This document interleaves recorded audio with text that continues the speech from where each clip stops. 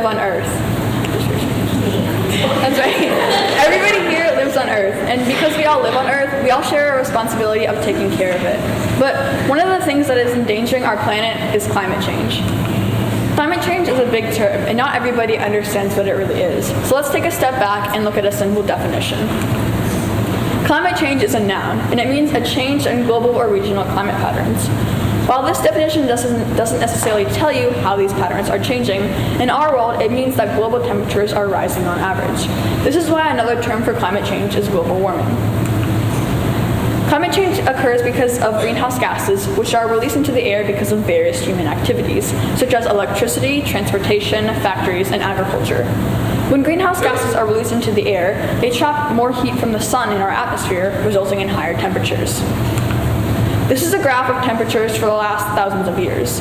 As you can see, around 6,000 years ago, temperatures actually peaked and started steadily decreasing until around 150 years ago, when they spiked up abruptly because of human activity.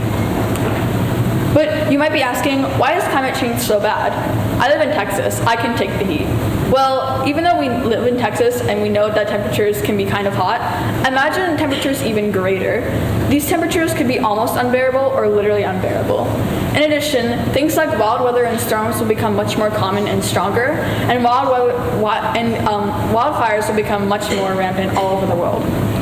Things like crop failure will become much more common in many places, and ice melt will cause sea level rise, which will impact many coastal communities. And the air will just be bad to breathe, impacting our mental capabilities and our lifespans. But why don't people take action against climate change? Even though 97% of climate scientists agree that climate change is real and that humans are causing it, many people don't believe in its existence. This is the main reason why people don't take action against it. They doubt that it's real. This is because of many politicians not speaking the truth, many so-called scientists who don't have true credentials who are denouncing it, and many people cherry-pick the sources that they choose, picking one source that agrees with them while ignoring thousands of others that don't. The simple solution is to stop denouncing climate change and to accept that it's real and that it's important.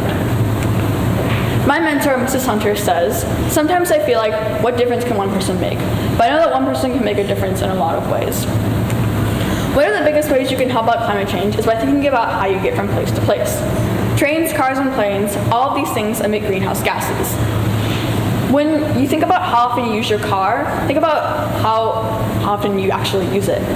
If you don't have to go out, don't. And when you do, make sure you make all of your stops in one route and the shortest route. Also consider carpooling. Me and my friends carpool on our way to church on Sunday youth group nights, and it's really helpful. It's more efficient for everybody involved, and it gets some cars off the road. Next, think about the kinds of products that you buy. Don't buy products that come from factories that produce a lot of greenhouse gases, and consider skipping plastic for 2 reasons. One, plastic is made from oil, and when you drill oil from the ground, it releases greenhouse gases. And two, new studies have shown that plastic itself can emit greenhouse gases by just sitting there. Next, think about your electricity usage. Most electric sources are non-renewable, which means they emit greenhouse gases. Things like your air conditioning, your heater, your water heater, your washer, dryer, and lights take up the most of your electricity. So think about how often you use these things.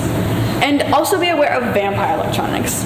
These are electronics that suck away energy when they're not performing their primary function or any function at all. For example, did you know that a microwave takes more energy over time to power its clock than it does to heat up your food? This can be resolved by unplugging the electronics or using a power strip to turn them on and off. But a better solution to this is by using renewable energies. Many companies, such as Green Mountain Energy and Life Energy, use renewable energies. And renewable energies are energies that do not produce greenhouse gases. Some examples of this are using the sun or the wind to create energy. And not only is this efficient on your bill, but it's also efficient for the environment as well. Lastly, think about how often you eat meat. Animals produce a lot of methane, which is a greenhouse gas, so try cutting meat out of your diet as much as you can. It might be hard to go completely vegan, but the more meat you cut out, the better. And remember, just be mindful about your daily actions. When I started doing this presentation, I realized how so many things impact our world in a negative way. So just be aware, and remember, this will be our world for generations to come, and we cannot ruin it. Thank you.